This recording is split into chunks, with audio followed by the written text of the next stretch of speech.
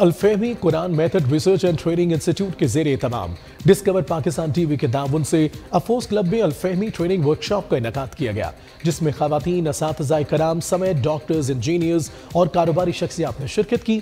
Workshop का मकसद असातिज़ाए कराम को तरबियत देना था कि किस तरह 1 लाख से ज़ायद तलबा और तालिबात को तर्जुमा नमाज के मुकाबले के लिए तैयार किया जाए।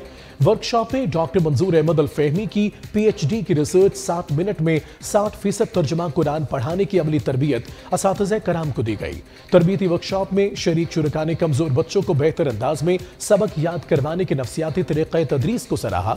इस तकरीब में शामिल तमाम असातिज़ाए कराम को सर्टिफिकेट से भी नवाजा गया।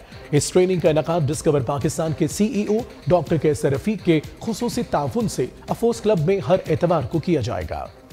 60 मिनट में 60% तर्जमा कुरान, और वो भी कुरानी ग्रामर के ज़रिए 90 मिनट में 90% तर्जमा कुरान।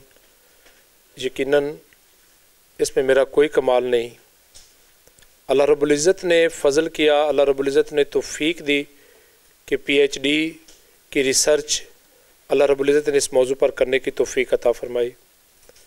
और मैं ये समझता हूँ ये सिर्फ़ और सिर्फ प्यारे अल्लाह का ये फ़ज़ल है, ये उसकी तौफ़ीक से सब कुछ हुआ।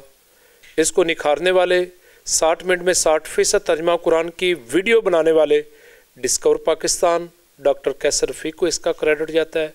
और फिर अल-फहमी ट्रेनिंग वर्कशॉप के ज़रिए जो 1 लाख बच्चों को मुकाबला तर्जुमा नमाज में शामिल करने के लिए ये प्रोग्राम शुरू किया गया है, ये क्रेडिट सारा डिस्कवर पाकिस्तान को जाता है।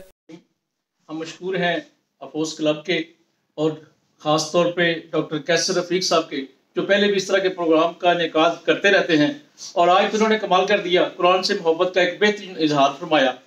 और मैं चाहता हूँ कि कहना चाहता हूँ कि इस पुरफितन दौर में, इस इनके नफ्सी के दौर में, इतनी तेज़ ज़िंदगी के अंदर जिस तरह ये तेज़ तरीन कुरान पाक को समझाने का तरीका डॉक्टर अल-फहमी साहब ने मुतारफ़ कराया है, ये इनका ही तुरा इम्तियाज़ है।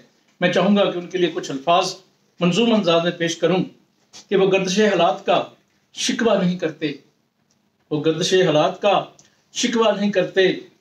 हो जाए हमसे इंतज़ामी कोताही तो उसका चर्चा नहीं करते, कर इनसे मिलोगे तो इन्हें पाओगे मुखलस, हर चंद के इखलास का दावा नहीं करते।